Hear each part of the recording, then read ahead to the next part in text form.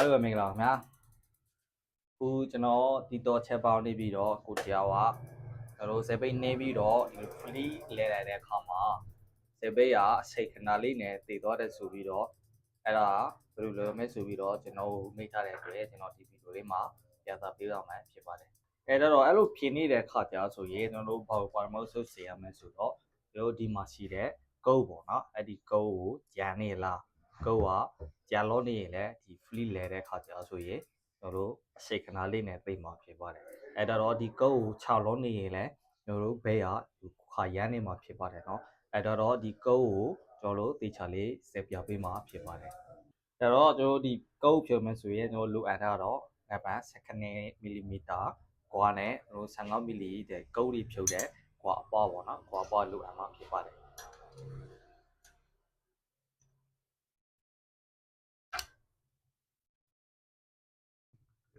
အဲ့တော့ကျွန်တော်ဒီကုတ်ကိုဖြုတ်ပြီးပြီဆိုတော့ကုတ်ဖြုတ်ပြီးပြီဆိုတော့ကျွန်တော်ဒီကုတ်ကိုကျွန်တော်ဒီဖယ်မှာရတယ်ဒီ second ကွာလေးနဲ့ထိပ်ပြီးတော့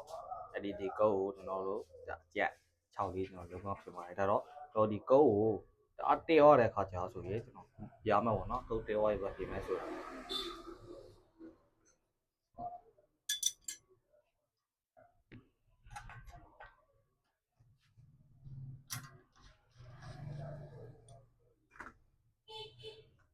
အဲ့တော့ကျွန်တော်ဒီကုတ်ကိုတေးထားပြီးသားဖြစ်ပါတယ်ဒါကုတ်တေးလုံးနေရင်အဲ့ကျွန်တော်တို့ဘိတ်ရကျွန်တော်မလဲပဲနဲ့ရှေခဏလေးနဲ့တည်သွားမှာပဲဖြစ်ပါတယ်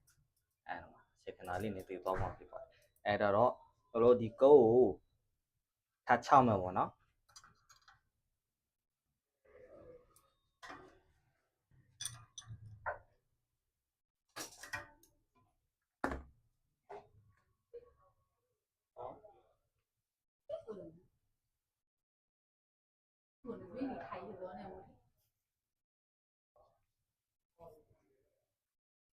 လူစရာလားလူစရာလားမများသေး အဲ့တော့ကျွန်တော်တို့ကုတ်ကိုခြောက်ရတဲ့အခါကျဆိုရင်အဲ့ဒါဘေးရောနည်းနည်းဆွဲသွားမယ်တကယ်ကြီးအဲ့ဒီကုတ်ကိုခြောက်မြောက်သွားရင်လည်းတို့ဒီကုတ်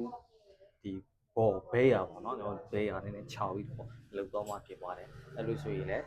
ကျွန်တော်တို့စီရတဲ့ခါကျဆိုရင်ဆင်မပြေလို့ဖြစ်တတ်ပါတယ်အဲ့တော့ဒီကုတ်ကိုကျွန်တော်တို့တအားလည်းမတေးပဲနဲ့တအားလည်းမခြောက်ပဲနဲ့တို့ဒီဘောလေးနဲ့ဟိုလဲလို့စစ်ပြီးအောင်လေးမှာလဲလို့စစ်ပြီးတဲ့အနေထားလေးမှာထောက်ပြီးတော့ကျွန်တော်တို့ရပ်ပေးရမှာပဲဖြစ်ပါတယ်